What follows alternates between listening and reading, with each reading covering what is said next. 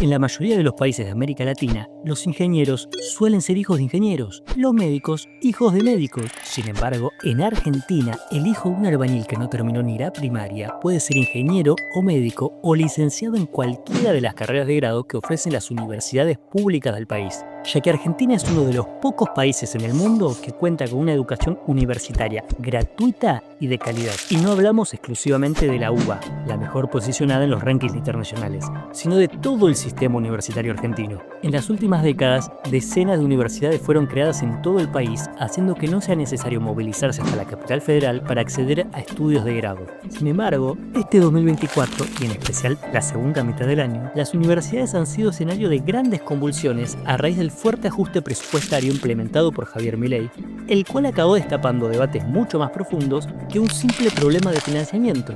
Las universidades, como cualquier institución, necesitan recursos para funcionar. No solo deben cubrir los gastos de funcionamiento como luz, gas y agua, sino también los salarios del personal docente y no docente. Si tomamos los últimos 10 años anteriores a la gestión de Javier Milei, vemos que el gasto del Estado en las universidades osciló entre un 0,68 y un 0,85% del PBI. Y si miramos 2023, vemos que dicho porcentaje se ubicó en el orden del 0,73%, 4 veces menos que los beneficios impositivos que el Estado le otorgó al sector empresarial ese mismo año, los cuales representaron un 2,5% del PBI. O, visto de otra forma, con los subsidios indirectos que el Estado le otorga al empresariado, se podría haber financiado 4 veces a las universidades públicas. Esto nos da una pauta de lo poco que gasta el Estado en financiar la educación superior, y también que el desfinanciamiento de las universidades no comenzó con Javier Milei. Lo que sí tuvo lugar durante la actual gestión libertaria fue el mayor derrumbe presupuestario desde que se tienen registros, un recorte que, a pesar de algunas transferencias de fondos luego de la primera marcha federal universitaria, continúa en el orden del 30% para este año y un 40% para el próximo, según lo proyectado en el presupuesto 2025. Pero la embestida contra las universidades no se limitó únicamente al ajuste fiscal, sino que vino acompañada de un cuestionamiento general a la educación pública en el nivel superior. La verdad incómoda de la educación argentina es que la Universidad Pública Nacional hoy no le sirve a nadie más que a los hijos de la clase alta y los ricos y la clase media alta. En un país donde la gran mayoría de los niños son pobres y no saben leer, escribir ni realizar una operación matemática básica, el mito de la universidad gratuita se convierte en un subsidio de los pobres hacia los ricos, cuyos hijos son los únicos que llegan a la universidad con los recursos, la cultura y el tiempo como para poder estudiar. La universidad ha dejado de ser una herramienta de movilidad social para convertirse en un obstáculo para la misma. Por eso hoy, en Sendero Tecnológico, ¿qué está pasando en las universidades argentinas? Según el libreto libertario, con el impuesto del IVA de la leche que paga la madre de un niño hambriento en el Chaco, se financia una universidad pública en la que solo se reciben los hijos de los ricos. Y, por lo tanto, sería mejor arancelar la educación superior y que los ricos paguen sus estudios en vez de generarle un gasto al Estado. Pero, ¿qué pasa entonces con los estudiantes que no podrían costearse sus estudios? Desde esta perspectiva, no importan demasiado. El relato oficialista asume que los estudiantes de estratos sociales más bajos no tienen condiciones intelectuales para culminar una carrera universitaria y, por lo tanto, pagarles la universidad sería equivalente a financiar el fracaso de dichos estudiantes. Pero este discurso es sumamente contradictorio. Parte del hecho de que la universidad es prohibitiva para un sector de la sociedad cuyas condiciones materiales lo privan de las competencias intelectuales para hacer una carrera universitaria, pero en lugar de trabajar en resolver el problema, propone consolidar dicho carácter prohibitivo y expulsivo, excluyendo a masas enteras de la población del acceso a la educación universitaria con la imposición de un arancel. No piensan en cómo mejorar la educación media o garantizar una mejor nutrición para los niños en las etapas donde el cerebro está en pleno desarrollo. No. La propuesta es simplemente cerrarles la puerta en la cara a quienes no puedan pagarse su carrera. Un razonamiento que destila cinismo y un total desprecio por las trayectorias pedagógicas de los estudiantes que muchas veces trabajan y estudian al mismo tiempo y por esa razón o por otros motivos personales se retrasan en sus respectivas carreras. Y que desconoce por completo las historias de superación de personas que, partiendo de la más paupérrima de las pobrezas, lograron convertirse en profesionales. De hecho, en la Argentina de mitad del siglo XX había una frase que cristalizaba el orgullo de los inmigrantes por el ascenso social de sus hijos, gracias a la universidad pública. El clásico, mi hijo el doctor. ¡Hola, mi hijo es médico! No ejecutes esos documentos para desinvertir en la fábrica, ¿eh? Deberías pensar en tu madre, Smoke. Sí, mi mamá se murió hace 4 años. Era obvio que se iba a morir. Yo una vez le estaba contando, mi hijo es médico, y ella me dijo, el mío está a cargo de un grupo de inversores, así que yo me voy a morir para no ver los soretes que va a hacer, dejando miles de familias con madres afuera. ¡Váyale! Pero el libreto libertario, además, está de espaldas a la evidencia histórica. Si hay algo por lo que Argentina siempre se destacó en la región, es por su movilidad social ascendente. La posibilidad de que alguien nacido en la pobreza, cuyos padres no contaban con estudios, pudiera formarse, convertirse en profesional y acceder al estándar de vida de la clase media. El hecho de que el estándar de vida de la clase media se haya deteriorado considerablemente en los últimos años es otra discusión que amerita un video aparte. Lo concreto ahora, cuando hablamos de estadísticas, es que para los graduados universitarios, los ingresos laborales son aproximadamente el doble y el desempleo la mitad comparándolos con el resto de la población sin estudios. Y, adicionalmente, también los estudiantes universitarios con estudios incompletos tienen un mejor salario promedio que quienes terminaron el secundario pero nunca fueron a la universidad. Así que, si la pregunta es, ¿si vale la pena financiar la educación pública universitaria? La respuesta está más que clara. Pero entonces aparece el segundo argumento del gobierno, el clásico No hay plata.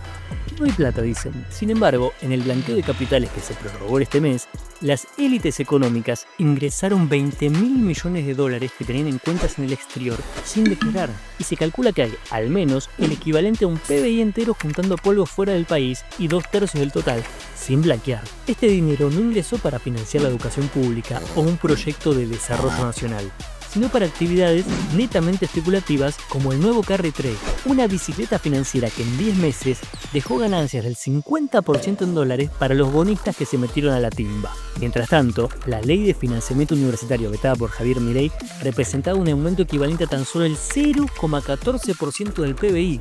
Y para los que se preguntan si eso es mucho o poco y de dónde podrían haber salido los fondos para financiar las universidades, tenemos una respuesta. Solo con tomar al menos una de las 4 medidas que nombraremos a continuación, hubiera alcanzado para cubrir la diferencia sin afectar el equilibrio fiscal. Opción 1. Revertir la disminución del impuesto a bienes personales que paga el 1% más rico del país. Opción 2. Eliminar la exención de pago del impuesto a las ganancias del Poder Judicial. Opción 3. Eliminar el régimen de promoción de Tierra del Fuego más los subsidios a empresas de la economía del conocimiento. Opción 4. Eliminar la excepción de honorarios de CEOs y el régimen de promoción minera.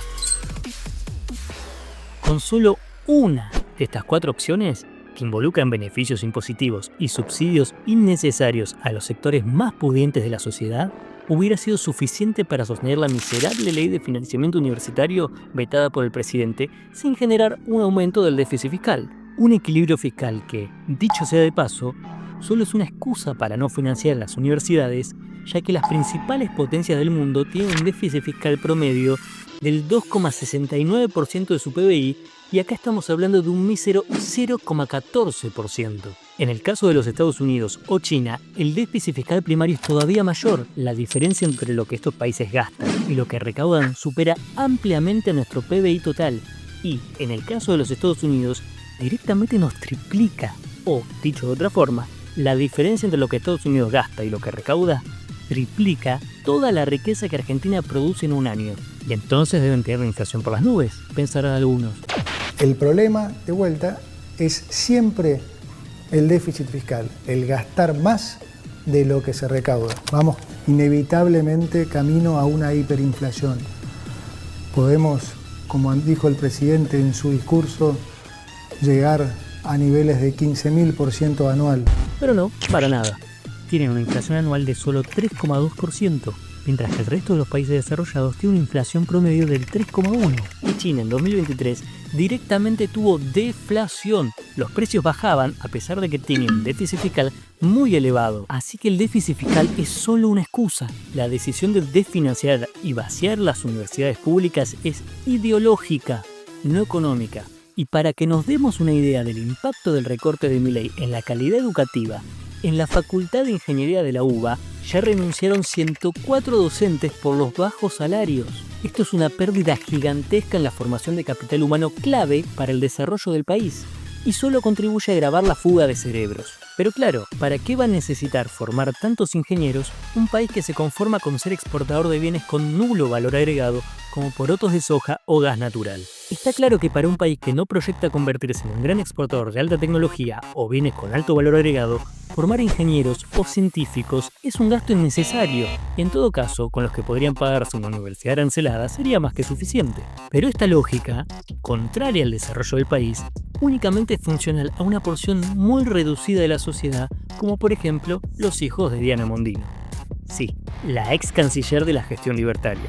Un dato del que poco se habló sobre la ex funcionaria es que sus hijos están detrás del millonario negocio de los créditos universitarios para los estudiantes que cursan sus carreras en instituciones privadas y tendrían un particular interés en el arancelamiento de las universidades públicas, ya que les permitiría expandir su negocio a una nueva escala. Y así se acabaría rifando la movilidad social ascendente que históricamente caracterizó a nuestro país para beneficiar a un grupo de prestamistas parásitos que no aportan ningún valor real a la economía argentina. No hay otro modo de decirlo. El ataque a las universidades públicas es inmoral por donde se lo mire. Por eso, no es de extrañar que el propio gobierno se haya visto forzado a cambiar su discurso y hablar del verso de las auditorías y los curros universitarios. Los comunicadores y operadores políticos afines al gobierno se inventaron todo tipo de teorías delirantes sobre las universidades, desde afirmar que inflaban los padrones con falsos estudiantes para recibir más fondos, hasta cuestionar la proporción de docentes por alumno. Incluso cuestionaron el número de materias aprobadas por estudiante y la tasa de graduados del país, sin mencionar la alta exigencia académica de nuestras universidades y el carácter expulsivo que muchas veces tienen para los estudiantes que salen de la secundaria con menos herramientas. Por otra parte, las universidades nacionales ya son auditadas por la AGN, Auditoría General de la Nación, que depende del Congreso y la información es pública. Sin embargo, del curro de las revistas académicas, el verdadero curro que perjudica a las universidades, ninguno dijo una palabra. Hablamos del negocio por el que docentes e investigadores se ven obligados a gastar miles de dólares en la publicación de artículos basura en revistas indexadas para titularizar o mantener sus puestos y que, para colmo, determina la posición de las facultades en los rankings sin importar que el contenido publicado sea mediocre.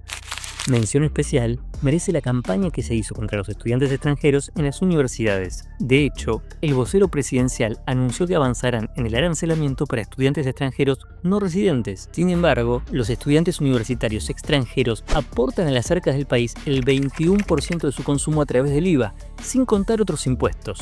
Un porcentaje muy superior al 0,5 del PBI que el gobierno gasta en las universidades. Por lo cual, la llegada de estudiantes extranjeros es incluso redituable en términos económicos. Nuevamente, la razón de esta medida es ideológica, no económica. Y en este caso está fundada en la más rampante xenofobia en un país que se hizo con inmigrantes. No obstante, hay que decir que algunas facultades ya avanzaron en formas solapadas de arancelamiento para extranjeros, como es el caso de la UNLAM, la Universidad Nacional de La Matanza. Una universidad con un gran número de estudiantes brasileños, hasta que en 2019 el rector Martínez decidió cobrarles un curso arancelado obligatorio de idioma español. Pero esta política de desprestigio de las universidades no es inocente y tiene una explicación. En el 2001, con el mismo argumento del equilibrio fiscal, López Murphy intentó arancelar las universidades. El resultado duró 15 días en su cargo porque medio país se levantó en su contra. Javier Milei tomó nota y sabe que no puede avanzar en el arancelamiento de la educación superior sin socavar el prestigio de las universidades primero. Por esa razón, las ataca constantemente con datos falsos o sacados de contexto, esperando algún día reunir el consenso para avanzar en su privatización. Por eso, es importante que los argentinos no caigamos en la trampa de la desinformación y continuemos defendiendo nuestras universidades nacionales. Pero por otra parte, tampoco está bien que la discusión se reduzca al mísero aumento de la ley vetada por el presidente. Hace falta darnos un debate más profundo como país sobre el rol de la educación superior y la importancia de formar profesionales para el desarrollo nacional. Hace falta poner en discusión otro proyecto de país. No puede ser que los recursos que deberían ir a robustecer el sistema universitario argentino se vayan por la canaleta de los subsidios directos e indirectos al empresariado. Un empresariado que, además, lejos de desarrollar el país, practica la fuga de capitales como deporte habitual y es incapaz de desarrollar una industria competitiva a escala mundial. Tal vez lo que nos está saliendo caro no son las universidades, sino el empresariado chatarrero de nuestro país. Hay otra Argentina posible, Una que, sobre la base de la planificación económica con foco en los activos tecnológicos del Estado, puede convertirse en un gran exportador de alta tecnología y resolver los problemas sociales de fondo que no hacen sino agravarse en esta alternancia de gobiernos peronistas y liberales. Hay otra Argentina posible, una Argentina potencia que exporte bienes con alto valor agregado, como ya lo hace INVAP, la empresa estatal argentina que exporta reactores nucleares al mundo, generándonos millones de dólares en ingresos, pero que Milei quiere privatizar y en estos días pasó de ser una sociedad del Estado a una sociedad anónima. Un acto que por sí solo constituye una forma de alta traición a la patria, por si el ataque a las universidades públicas no fuera suficiente. Pero que es parte de una política más general que busca el desmantelamiento de todas las potencialidades que tiene la Argentina para consolidar nuestra actual posición marginal en el mercado mundial como un simple exportador de materias primas. Nuestros 2 primeros videos del canal hablan justamente de esto y de cómo Argentina podría convertirse en una gran potencia si adoptara un programa de desarrollo con foco en sus activos tecnológicos y científicos. Esa es la Argentina que Sendero Tecnológico quiere poner sobre la mesa de debate y es el tema central de nuestro anterior video, el cual, si todavía no viste, podés ver ahora haciendo clic en el enlace de la pantalla. No importa si te consideras peronista, liberal, de derecha o de izquierda. Las universidades nacionales son una pieza clave para nuestro desarrollo como país y todos los argentinos tenemos que defenderlas. Si el video te gustó, podés ayudarnos para que el algoritmo lo recomiende a más usuarios dándole me gusta, dejando un comentario y suscribiéndote al canal, además de compartirlo por WhatsApp, Instagram, Twitter o cualquiera de las redes sociales que uses. Muchas gracias por llegar hasta acá y te esperamos en el próximo video.